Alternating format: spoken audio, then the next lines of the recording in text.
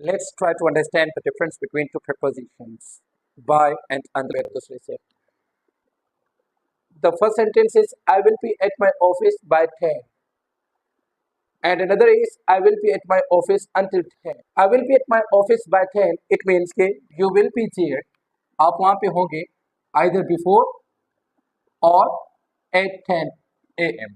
आप 10 बजे से पहले या 10 बजे तक आप अपने ऑफिस पहुंच जाओगे. But you will not be there later than 10. आप 10 बजे के बाद वहाँ पे नहीं, लेकिन 10 बजे exact 10 पे या 10 बजने से पहले you will be there. And when you say I will be at my office until 10, it means कि you are at your office. आप अपने ऑफिस में हैं, you are at your office. And you say कि मैं अपने office में 10 बजे तक रहूँगा.